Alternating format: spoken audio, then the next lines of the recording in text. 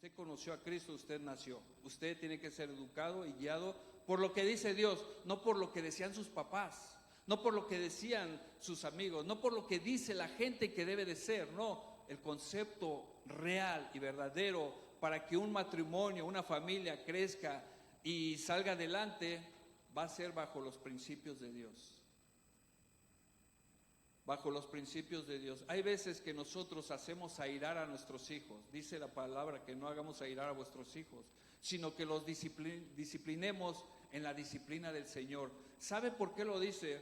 Porque nosotros disciplinamos, pero no por la guianza de Dios, sino porque nosotros queremos, y a veces los hacemos enojar. ¿Sabe por qué? Porque el hijo o la hija empieza a sentir que hay una injusticia. Se empieza a regir una forma de vida de acuerdo a lo que él o ella dice, pero no es bajo el principio de Dios. Por eso luego hijos crecen rebeldes, se desvían, solo buscan una oportunidad para descargar toda esa frustración que tienen, porque no hemos sabido guiarlos bajo los principios de Dios. Ahora usted me dirá, pero ¿yo cómo sé cómo guiarlo bajo el principio de Dios? Aquí está la palabra. Por eso yo voy a ser instruido. Si yo he sido llamado por Dios, voy a ser instruido por Dios. ¿Dónde? Aquí, en el estudio, en la oración, en mi casa. Dios me va a estar hablando. Dios me va a estar hablando. ¿Sabe qué? Porque vamos en un proceso de santificación. Nuestra vida va a seguir siendo transformada por Dios en todo momento. Pero si nada más abrimos la Biblia el domingo aquí, hermanos, pues imagínense. Por eso seguimos caminando pensando que estamos bien, pensando que esto no es malo, pensando que así debe de ser, y realmente estamos equivocados.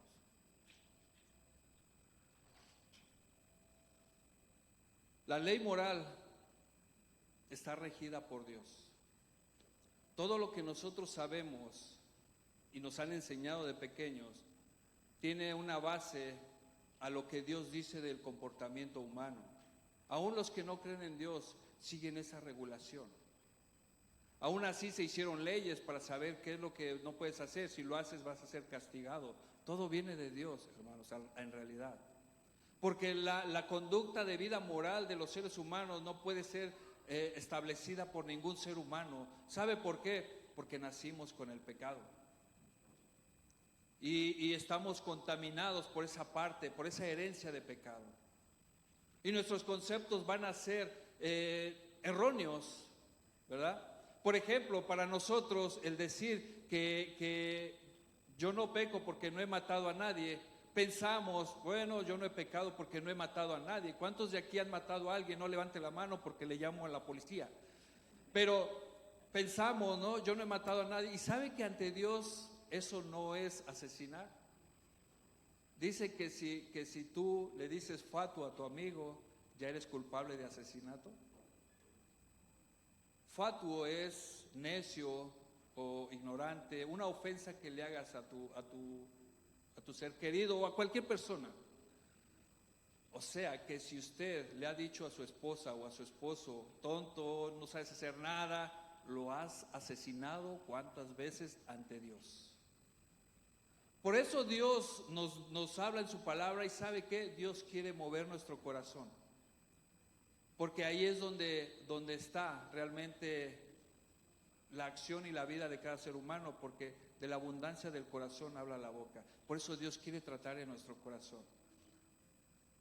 Y si Él quiere tratar en nuestro corazón es porque ya sabe ya sabe Él cómo somos, cómo pensamos, cómo vivimos. Y no le gusta tal vez al Señor lo que somos. Por eso, por medio de su palabra, vamos a ser instruidos para poder caminar ahora como Dios quiere que caminemos. Por eso dijo el Señor, aquel que quiera ser digno de mí, niéguese a sí mismo, cargue su cruz y sígame. ¿Qué quiere decir? Yo ya no soy, mi carácter ya no debe de ser, mi forma de hablar y de herir y de pensar y de gritar ya no debe de ser. Ahora quiero seguir a Cristo, entonces ahora tengo que cargar esa cruz. ¿Y qué es? Seguir la guianza de Dios. Aquí es donde tenemos que doblegarnos y humillarnos. Esa lucha empieza con nosotros mismos, porque estamos acostumbrados a tener un carácter, un orgullo, una forma de pensar, cosas que no convienen a nuestra vida. Bueno, pues es tiempo entonces de cambiarlo, porque Dios dice, sean santos como yo soy santo. Esa es la guía para todos nosotros, ese es el objetivo. Y le pido que por favor no ponga su mirada en mí, porque todos nos vamos a caer, todos nos vamos a caer, porque yo soy un ser humano que también fallo mucho. Yo necesito a Dios para que falle cada vez menos. Nuestra mirada tiene que estar en el cielo, en el creador de la vida, en el que es santo, Él es apartado, Él no es pecador, Él no tiene pecado. Esa debe de ser nuestra guía y nuestro objetivo. Y le aseguro, hermano, que usted cada día vamos a caminar buscando esa presencia de Dios, esa santidad que Dios demanda. Cada vez vamos a ir pecando menos. Si usted era orgulloso, después no va a ser orgulloso. ¿Sabe que Pablo, el apóstol, el gran apóstol, tenía ese concepto de orgullo? Él tenía unas cartas de presentación formidables. Él fue guiado por Gamaliel, por un profeta. Él tenía las mejores cartas. ¿Sabe qué llegó a decir? Ya no vivo yo, mas Cristo vive en mí. Inclusive él llegó a decir, y para mí todo lo que tengo es como estiércol. Esa es la traducción real de la palabra. Ese orgullo cayó porque Cristo lo confrontó. ¿Cuántas veces Cristo nos ha confrontado a nosotros? Y nos hemos levantado no como que guerreros sin victoria, sino como orgullosos y pensando que somos valientes, porque no queremos menguar todavía.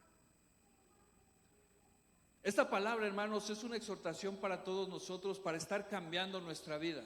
Este es el proceso de todos, hermanos.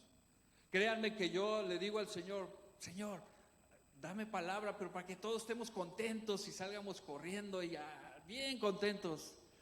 Algo bonito, que sientamos algo bonito, pero pues caemos en lo mismo.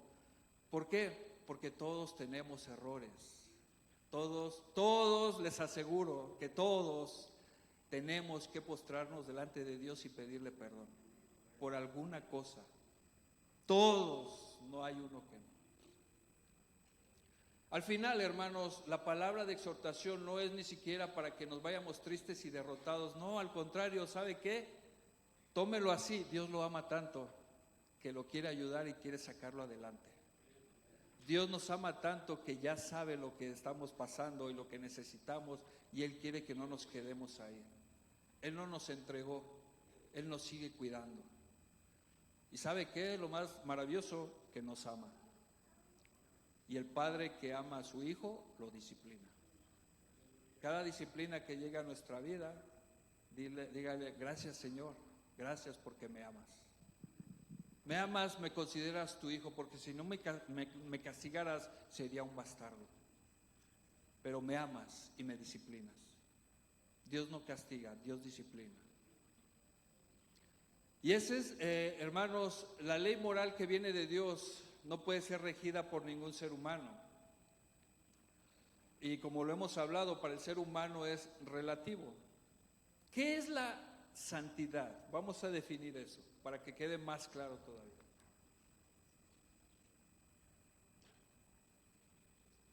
¿Qué es lo contrario de santidad? ¿Cuál? Lo contrario de santidad es el pecado, ¿verdad? Dios no tiene pecado. Cristo fue el único que murió en la cruz castigado como el peor de los criminales, pero sin nunca haber pecado. Ahí se manifiesta la gracia y la justicia de Dios y el amor de Dios. ¿Qué es lo contrario de santidad? Pecado. Ahora, ¿qué es el pecado?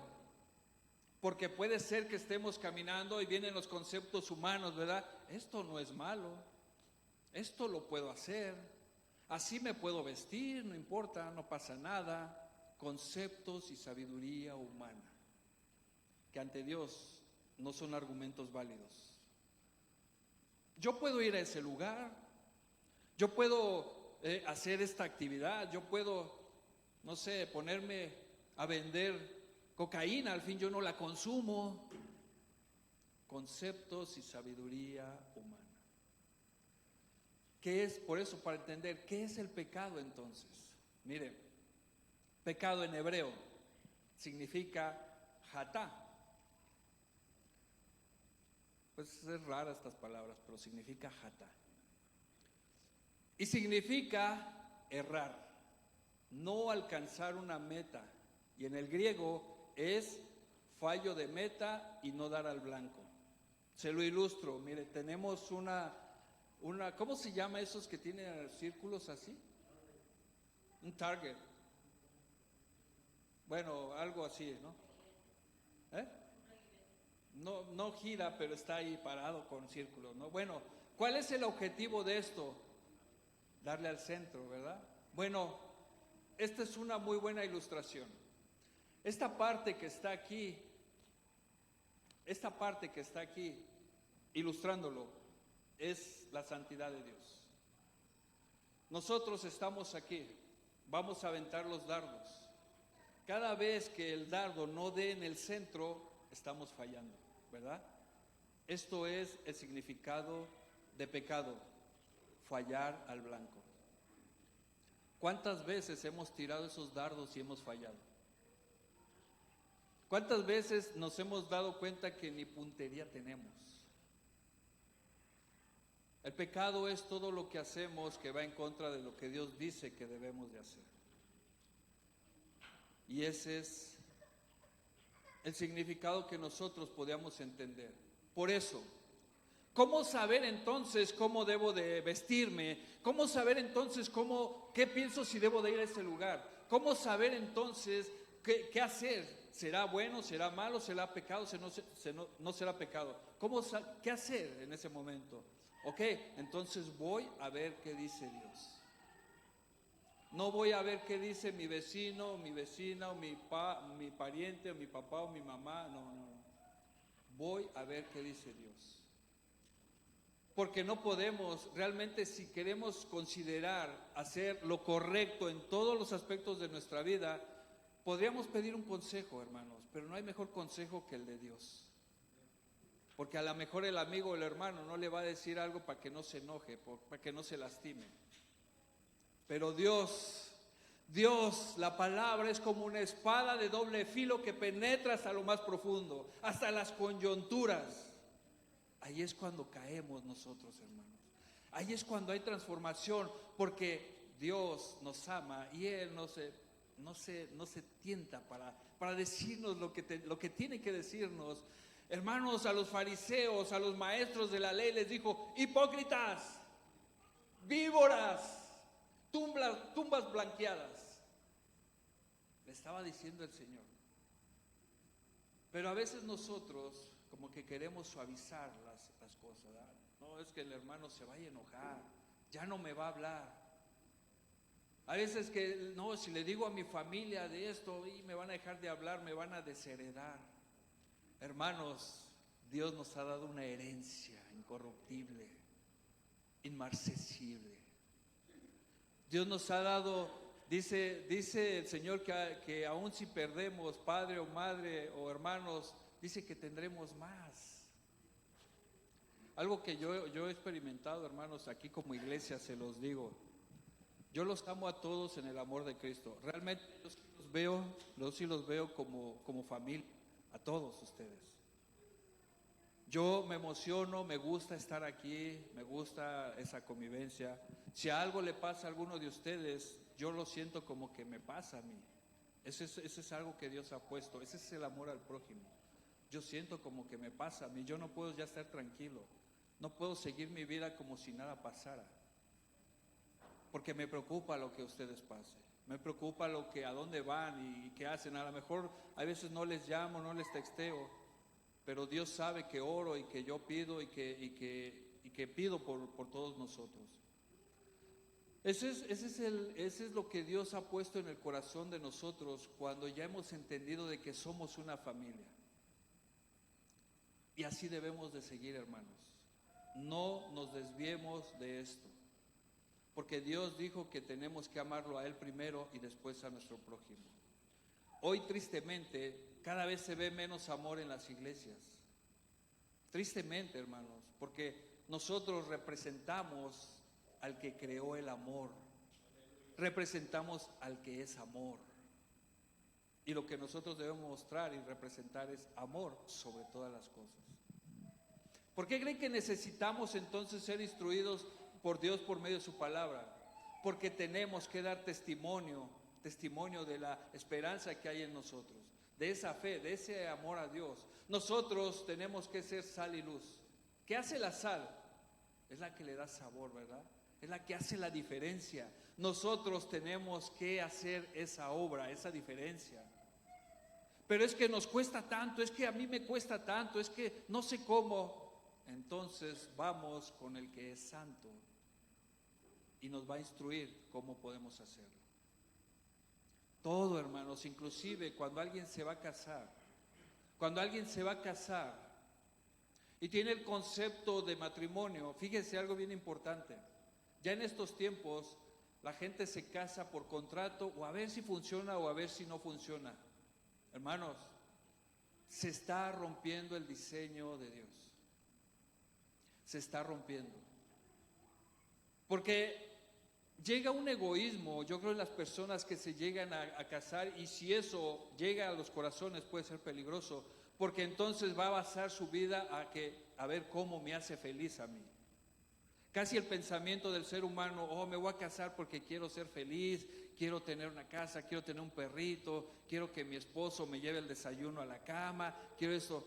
Y cuando no sucede nada de eso, por eso nos decepcionamos y estamos peleando, porque teníamos un mal concepto de lo que era el matrimonio, porque nuestras expectativas superaban más de lo que debería de ser, porque nuestra felicidad está más basada en lo que alguien nos puede dar que en lo que nosotros podamos dar. ¿Qué tal este pensamiento? Me voy a casar, pero voy a ver cómo hago feliz a mi pareja. Si este pensamiento llegara en todos los jóvenes, serían matrimonios buscando siempre hacer feliz a su pareja, y eso quisiera decir que ya no importan ellos, sino que el objetivo es hacer feliz a su pareja. Imagínense este pensamiento en las dos personas. Qué convivencia, qué comunicación. Pero no sucede así. Dice 1 Pedro 3:15: sino santificar a Dios el Señor en vuestros corazones, y estar siempre preparados para presentar defensa con mansedumbre y reverencia ante todo el que os demande razón de la esperanza que hay en vosotros. ¿Cómo podemos nosotros caminar en santidad? Sino santificar a Dios en nuestro corazón. ¿Qué quiere decir santificar a Dios en nuestro corazón? Saber que Dios es santo. Saber que Dios es santo, y ese es el objetivo a seguir de nosotros. Y eso lo va a preparar para dar testimonio de la grandeza de Dios. Pero para que eso suceda tenemos que conocer y reconocer su santidad. Padre nuestro que estás en el cielo, santificado sea tu nombre. Esa presencia de Dios en nosotros, porque lo estamos santificando en nuestros corazones. Lo estamos reconociendo, estamos creyendo que aún la tormenta que esté en este momento, Dios es mi Salvador y Él me sostendrá y Él me rescatará de esta tormenta que estoy pasando. Estoy santificándolo porque yo creo que en lo más difícil Dios puede hacer el milagro.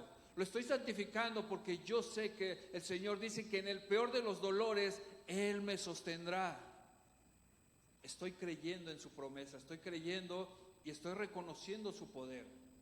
Todo está en Él, hermanos, todo está en Él, todo está en acercarnos. En el mundo tendremos aflicciones, pero Dios nos dice: cobra ánimo, no te desanimes. ¿Sabe por qué? Porque Él sabe cómo nos desanimamos. Él sabe cómo nos caemos, Él sabe cómo no queremos ni levantarnos, Él sabe que se nos acaba todo. Y eso hay veces que son cosas tan duras, hermanos, que realmente les digo, humanamente no hay fuerzas para levantarse, humanamente no hay fuerzas. Eso es verdad. Todos nosotros hemos estado en un momento así, que de verdad, hermanos, quisiéramos, suplicamos como David suplicaba: Señor, levántame. ¿Por qué te afanas, alma mía? Esa súplica que nosotros hacemos, pero ¿sabe qué? Nos damos cuenta que Dios es el único que nos puede levantar, ningún ser humano. Cuando nosotros ponemos nuestra esperanza en Él y nuestra confianza en Él, va a haber victoria en cualquier situación. Cualquiera que me diga. El peor de los dolores que usted esté sintiendo en este momento, Dios lo puede sanar. Pídale en oración a Dios. Yo siempre les he exhortado, hermanos, para que cuando oremos lo hagamos así. Mire, ¿cómo le habla usted a su papá? Los hijos, ¿cómo le hablan a su papá? Los esposos entre ellos, ¿cómo se hablan? Así, con esa confianza, ¿verdad? No le dice el hijo al papá, papá, necesito que me des dinero. ¿Y para qué lo quieres, hijo? Pues yo necesito dinero, nada más. Ya, no, tú no preguntes, yo necesito dinero. ¿Le va a dar el dinero a su papá? Creo que no, ¿verdad? Porque no sabe para qué lo va a usar. En cambio, si usted le dice, oh, es que quiero comprarme esto y esto y esto y esto, el papá va a saber si usted lo necesita o si no lo necesita, y entonces va a poder decidir darle o no darle. Hermanos, yo siempre he exhortado así: cuando oremos a Dios, dígale, hay que decirle exactamente, hasta por nombre y fecha, y no porque Dios no sepa, no. Porque Dios ya sabe todo hasta antes de que lo hablemos. Imagínese la soberanía de Dios. No es por eso, es porque hay tantas necesidades en nuestra vida que suplicamos específicamente, le decimos, Señor, te pido que obres en esta cosa que está pasando en mi vida. No he encontrado trabajo. Mira, yo he ido a Walmart, yo he ido a King Super, yo he ido a Target, yo he ido a estos lugares. Hable con su papá. Hable así con su papá. Y el Señor lo hará, hermanos. El Señor lo hará. El Señor nos pondrá en un lugar. Pero yo siempre he exhortado de esta manera, específicamente. Usted y Dios ya lo sabe todo. Si hay algo que usted ahorita no puede controlar, y es tanto que le está quitando las fuerzas, las ganas de vivir, le está quitando el ánimo, el gozo, específicamente, Señor, esto que pasó me está doliendo. Ya no lo quiero. Ya no lo quiero, Señor, no lo necesito, ayúdame, sana mi corazón, ayúdame para que haya fortaleza, para que yo pueda pensar en otra cosa y no en esto que me está lastimando. Lo pongo en tus manos, ayúdame, súplica. Dice el Señor que en oración y ruego debemos de clamar postrados delante del Señor, si es a gritos como usted quiera, pero derrame su alma en el Señor, porque el Señor escuchará y verá esa parte. Hermanos, Dios obra de una manera tan grande que después te vas a dar cuenta que ya estás bien. Todo eso que te afligía y te hacía sufrir, ahora ya se fue. No es que se haya ido de tu vida, no es que se haya quitado el problema, no. Ahora el Señor te da una paz que sobrepasa todo entendimiento. Y ahora empiezas a caminar en esa paz de Dios. Aun cuando la tormenta, hermanos, nosotros tenemos que aprender a caminar hasta en medio de la tormenta.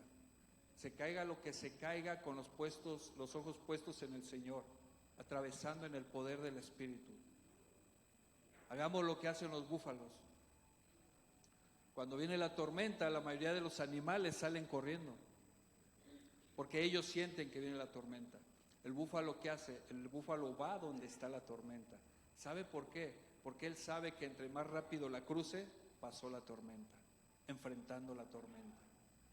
Mientras que los demás siguen corriendo y corriendo y corriendo, espantados, esperando la tormenta, con ese sufrimiento, con ese dolor. No, hermanos, crucemos la tormenta con los ojos puestos en el Señor. ¿Y sabe por qué? El Señor nos da un ejemplo claro. Cuando Pedro caminó en el agua, le dijo Pedro, Señor, si eres tú, a ver, haz que yo vaya. Y le dijo el Señor, ven. Hermanos, Dios nos dice ven. Dios nos dice ven a todos nosotros. En la situación que estamos, Dios nos dice ven, camina, pon tus ojos en mí, no te desvíes, no voltees a donde está alrededor, solo veme a mí. Pero como Pedro dice que vio la tormenta, se cayó. Cuando hay situaciones difíciles en nuestra vida, hay que enfocarnos totalmente en Dios. No hay que permitir al enemigo que nos mantenga derrotados, sufriendo en depresión, No hay que permitirle, porque el Señor nos ha levantado en victoria. Son pruebas que nos están haciendo más fuertes, más fuertes, más fuertes. ¿Y sabe qué pienso?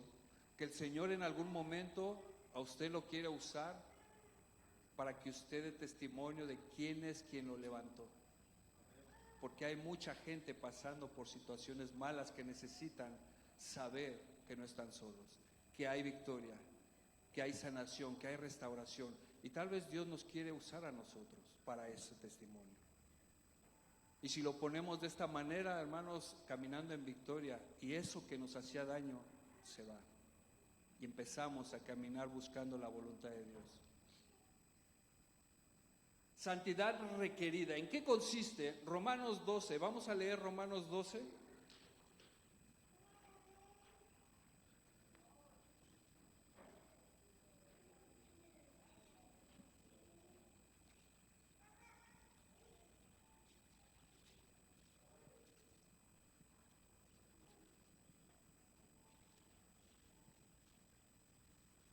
Si llega ahí, me da un amén, por favor.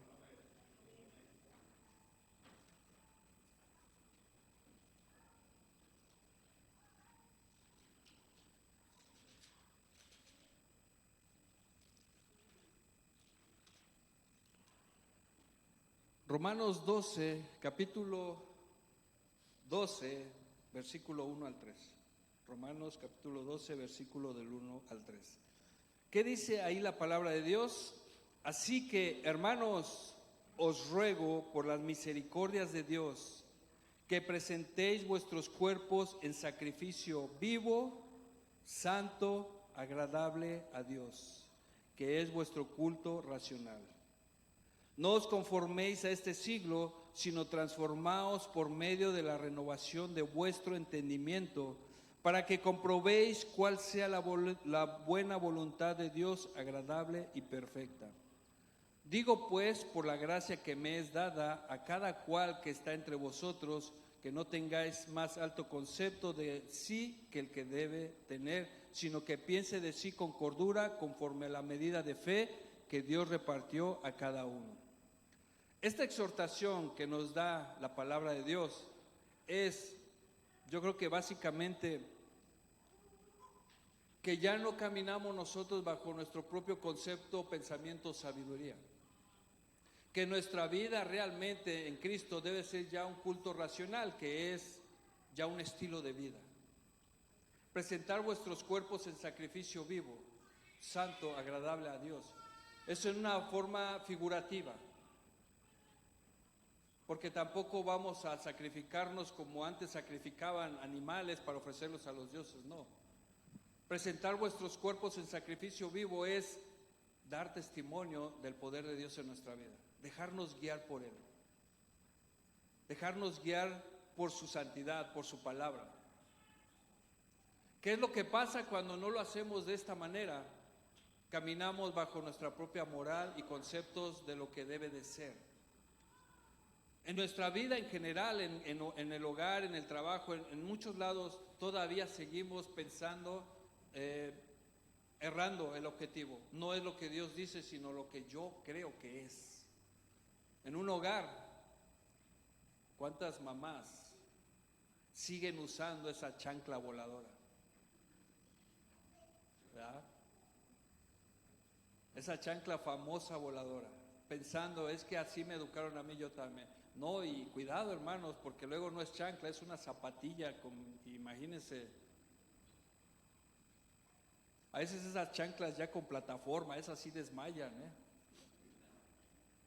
Pero pensando que la educación así tiene que ser, y no buscamos la guianza de Dios, hacemos enojar a nuestros hijos. Dice Efesios 6:4, y vosotros padres no provoquéis a ira a vuestros hijos, sino criarlos en disciplina y amonestación del Señor. ¿Cómo, hermanos? Díganme, ¿cómo debemos criar a nuestros hijos? ¿En disciplina? No, pues no. ¿Tienen hambre, verdad? Ok, lo voy a repetir. Vosotros padres no provoquéis a ira a vuestros hijos, sino criarlos en disciplina y amonestación del Señor. Ok, ¿Cómo debemos criar a nuestros hijos?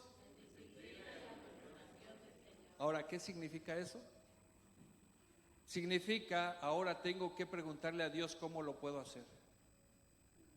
Ya no es como yo quiero o yo sé, no. Ahora tengo que preguntarle a Dios, Señor, ¿cómo educo a mis hijos? Hermanos, maravillosa palabra que nos enseña y nos instruye, y todo fluye de acuerdo al diseño de Dios, al orden de Dios. A mi papá le besas la mano porque él es el patriarca. Hay veces que todavía se sigue en el machismo de ese sentido, hermanos, de que no, mi papá. Hay veces que hay papás que hasta rigen la vida del hijo con todo y su familia todavía porque así era antes y así va a seguir. Y no debe de ser así. Génesis 2:24 dice, por tanto dejará el hombre a su padre y a su madre y se unirá a su mujer y serán una sola carne. En el momento que ya estamos de matrimonio, ya los papás ya no tienen autoridad ahí. Solo tenemos que honrarlos, pero ellos no pueden decidir cómo debemos de vivir ni regir nuestro estilo de vida. Si eso sucede, entonces estamos errando al objetivo, porque ahora ya son uno, ya no son dos nada más, ahora son uno. Ahora es esa familia. No le rezongues a mi mamá, lo que ella dice así tiene que ser. ¿Cuántas veces nos hemos presentado, ¿verdad? Los esposos, de que la esposa dice algo y se revela y no, a mi mamá no. Ella casi está por encima de ti, no, ni se te ocurra, tienes que escuchar lo que ella dice. Seguimos con un matriarcado y estamos cerrando al objetivo. Lo estamos cerrando. Porque de acuerdo al orden de Dios, ahora ya no tu mamá está arriba de tu esposa, ahora tu esposa es tu familia, ellos deben estar ahí. Tu mamá ya no puede regir lo que debes de hacer. Te puede aconsejar, eso sí, buenos consejos, pero no puede estar en la autoridad aún sobre tu esposa y viceversa, porque lo mismo puede pasar con los esposos, ¿verdad? Que todavía se le quite la autoridad al varón, porque se le quita la autoridad al varón. Y no debe de ser, ese no es el orden de Dios. Y la otra, amor, dime que me amas, ¿no ves que yo necesito amor, comprensión y ternura? Hay veces que en ese concepto lo basamos más en cómo fuimos educados, ¿verdad? Y no aprendimos a saber amar, no aprendimos cómo hacerlo. Bueno, volvimos a nacer, ahora tenemos que aprender cómo hacerlo. Y eso es un reto bien grande, hermanos. Mire, vaya ahí mismo a Efesios. Vamos a Efesios. Efesios capítulo 5.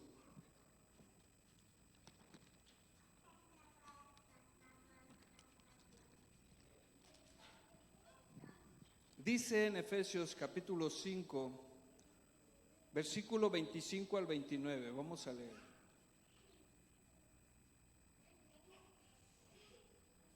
Maridos, amad a vuestras mujeres, así como Cristo amó a la iglesia y se entregó a sí mismo por ella, para santificarla, habiéndola purificado en el lavamiento del agua por la palabra, a fin de presentársela a sí mismo una iglesia gloriosa, que no tuviese mancha ni arruga ni cosa semejante, sino que fuese santa y sin mancha.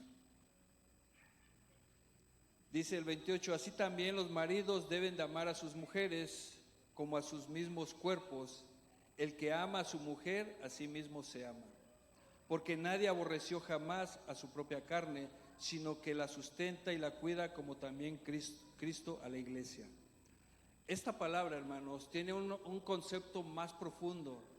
¿Sabe por qué dice que el hombre ame a su esposa como a su propio cuerpo? Porque realmente en el diseño original de Dios, ¿de dónde salió la mujer? De un costado de Adán.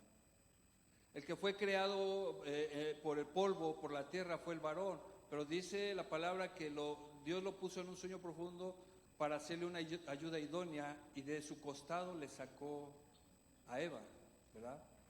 Esa es la unidad. Cuando hay un matrimonio, así es como se debe sentir. Ya no son dos, sino son uno solo.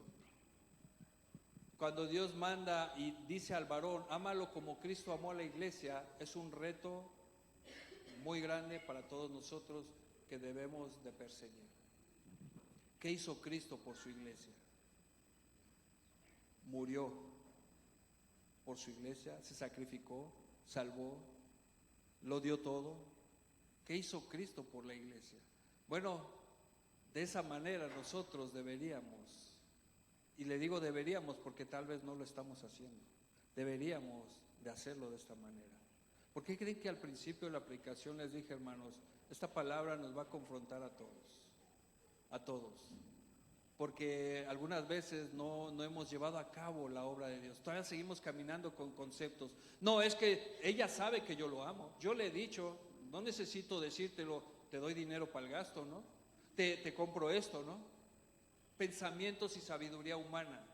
Mientras que la mujer solo necesita saber que uno diga te amo.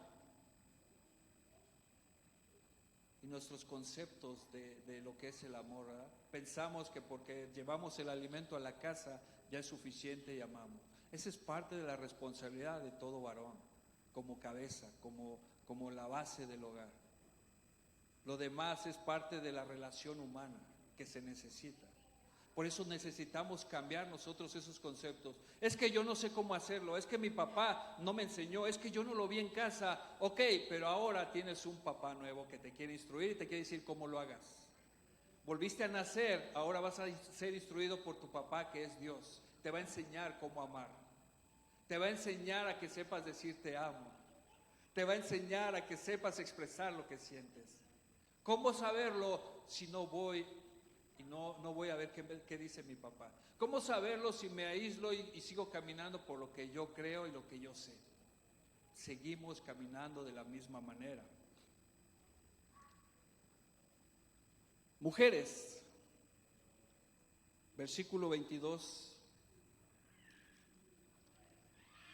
Las casadas estén sujetas a sus propios maridos como al Señor, porque el marido es cabeza de la mujer, así como Cristo es cabeza de la iglesia, la cual es su cuerpo y Él es su Salvador. ¿Se dan cuenta qué reto tan grande para ustedes las mujeres? ¿Cuánto les cuesta sujetarse al varón? ¿Sabe qué, hermanas? A veces, no sé, aquí creo que no pasa, en otras iglesias, pero la mujer pone en un concepto más alto de lo que quiere ver en el varón para poder sujetarse. Y dice, no, es que cómo me voy a sujetar a él si él es así, es asá, dice es archirrequete contra no sé qué. Entonces dice la Biblia que tiene que ser sujeto al Señor primeramente. Pero las mujeres pueden pensar así, yo no veo eso en mi marido, por eso no me sujeto a él. Pero la Biblia no está hablando en ese concepto o en esa definición de sujeción. Dice, las casadas estén sujetas a sus propios maridos como al Señor. Ahí está la clave. Es un ejemplo que se da. Ustedes, hermanas bellas y hermosas, ustedes aman a Dios. Ustedes escuchan el consejo de Dios. Ustedes anhelan y buscan el consejo de Dios. Ustedes se están sujetando al Señor porque ustedes lo han reconocido. Y hay veces que la mujer no acepta dejarse guiar en el varón porque ya lo vio que o grita, o es enojón, o hace esto, y lo que está pasando es que quiere ver perfección en su marido. Y no se da cuenta que todos estamos en proceso de cambio, las mujeres también. No se dan cuenta que nadie es perfecto, que todos estamos en ese proceso de santificación. Todos estamos caminando por la misma guianza y el mismo objetivo, que es la santidad de Dios. Y ponemos un alto estándar en nuestra pareja para saber si me sujeto o no me sujeto. Y estamos mal. Simplemente cuando ponemos esos argumentos de que es que él es así, él es así, simplemente la respuesta más correcta que podemos decir es que no me quiero sujetar y solo estoy buscando algo para tener un muy buen pretexto. Hermanos, es muy común esto, de verdad, que no se le otorgue la autoridad al varón o que no se sepa dejar guiar por Dios. Este es el diseño de Dios. Dijo el Señor, sean santos como yo soy santo. La santidad es el objetivo, ¿verdad? Tenemos que buscar ese objetivo. Dicen algunas mujeres, piensan que solo se sujetan si sus maridos dan testimonio de que llevan una vida santa y quieren que sean unos archirrequete recontra super mega fabulosamente siervos de Dios. Me salió. Fíjense el concepto que ponen en el varón, ¿verdad? Si es así, sí me sujeto. Y no, estamos equivocados. ¿No se dan cuenta, hermanos, que todos nosotros necesitamos ser guiados y transformados cada día en ese proceso de conocimiento de la palabra de Dios para poder caminar correctamente? Les iba a dar otra historia de ejemplo, hermanos, pero vamos a cortarlo así. En Primera de Samuel, capítulo 13, lo puede estudiar en su casa. Es un ejemplo de desobediencia, pero Primera de Samuel, capítulo 13, todo el capítulo. Algo que pasó con el rey Saúl, haciendo conceptos de lo que dice Dios y creyendo que nosotros podemos dictar lo que dice Dios bajo nuestro propio pensamiento, y eso pasó con Samuel. A Samuel se le había otorgado, a Saúl, Samuel era el profeta, a Saúl se le había otorgado un reino, y se le había otorgado bien. Saúl estuvo en pelea con los filisteos, pero había un acuerdo que le dijo Samuel: en 7 días regreso. Ese acuerdo venía de Dios, porque era la parte de que Dios usaba a Samuel para estar guiando a Saúl para que guiando a Samuel para que guiara a Saúl. Pero como estaban en guerra, Saúl estaba temeroso, el pueblo estaba temeroso, y dice que muchos desertaban de él. ¿Y qué hizo Saúl? Fue y levantó un altar y hizo sacrificio a Dios. Llegó Samuel y le dijo: ¿qué has hecho? Le dijo: es que tú dijiste que en 7 días, pero no llegabas, tuve que hacerlo. Eso pasó, hermanos, bajo el concepto humano, queriendo hacer lo que Dios no te ha dicho que hagas, queriendo hacer algo según tú que es lo mejor, pero no es lo que Dios te está diciendo que hagas. Nosotros cometemos muchos errores, hermanos, errores grandes que destruyen hasta hogares, porque caminamos bajo lo que creemos que es bueno o malo, y a veces lo malo ya lo decimos bueno, porque estamos sin Dios, porque estamos errando al objetivo. En cambio, Saúl, lo que le dijo Samuel a Saúl: bueno, pues por lo que hiciste perderás tu reino. Pero ¿qué fue lo que hizo mal Saúl aquí? Si él presentó ofrenda a Jehová, ¿sabe qué fue lo que hizo mal? A él no le correspondía hacer la ofrenda a Jehová, el sacrificio, porque él no era sacerdote. Eso le correspondía a Samuel. Bajo los conceptos humanos, creyendo que lo que yo hago está bien, o que creo que estoy adorando a Dios y alabándolo. No, Dios es específico en lo que nos dice que hagamos. Dios nos da una guianza de cómo amar a las esposas. ¿Sabe por qué necesitamos de Dios siempre? Porque si caminamos sin Dios, nuestra carne se va a mover y vamos a hacer cosas que no están bien que hagamos. Ese es el objetivo de todos nosotros. Dijo el Señor: sean santos porque yo soy santo.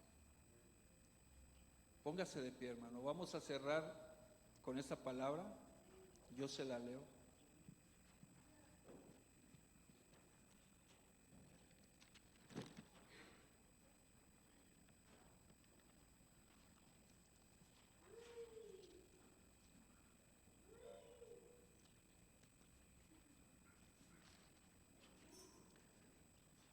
Quiero que cerremos, hermanos, con esta palabra, y acabando esta palabra quisiera pedirle a Angelina y a su prometido, a su fiancé o a su enamorado, no sé cómo se diga, a su novio, que pueda pasar.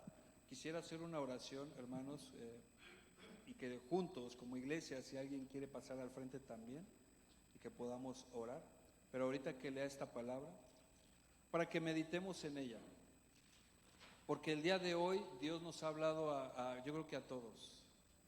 Yo creo que de alguna manera nos hemos dado cuenta que no estamos santificando a Dios en nuestro corazón. Nos hemos dado cuenta que fallamos mucho y que estamos errando al objetivo. Esto es una exhortación para cada uno de nosotros. Imagínese cuántos dardos los ha tirado fuera del target. Cuánto hemos errado a buscar la santidad de Dios. Y todos los seres humanos, empezando por mí, hermanos, todos fallamos. Y es tiempo de pedirle perdón a Dios y que en eso que estamos fallando Dios se manifieste. Y ahora que nos ha hablado nuestro papá, que nos guíe y nos dé fuerza para salir adelante de esto que está pasando en nuestra vida. Que sigamos siendo formados de la manera que Dios quiere formarnos. Porque hoy yo creo que la palabra nos habló a todos y cada uno de nosotros de diferente forma. Y no echemos al vacío lo que Dios hoy nos ha dicho, porque Él es santo y nos dice que seamos santos. Hay que buscar ese objetivo. Y hay poder y hay victoria en eso, hermanos. La palabra de Dios dice ahí en 1 Pedro capítulo 1 versículo 17: y si invocáis por Padre a aquel que sin acepción de persona juzga según la obra de cada uno, conducíos con temor, en temor todo el tiempo de vuestra peregrinación. Este es nuestro caminar, hermanos, en el temor de Dios. Todo el tiempo de nuestra peregrinación, hasta que el Señor nos llame. Hay que tenerle temor, hay que buscar el objetivo. ¿Quiere saber cómo educar a sus hijos? Déjese guiar por Dios, Él le dirá. ¿Quiere saber ahora cómo amar a su esposa? Déjese guiar por Dios, Él lo dará. ¿Quiere saber, esposa, cómo amar a su esposo? Déjese guiar por Dios, que Él lo guiará. Esta es nuestra peregrinación. Esto es nuestro caminar hasta que el Señor nos llame a su presencia. Quisiera que quisiéramos esta oración, hermanos, por Angelina. Pasa enfrente a Angelina con su novio.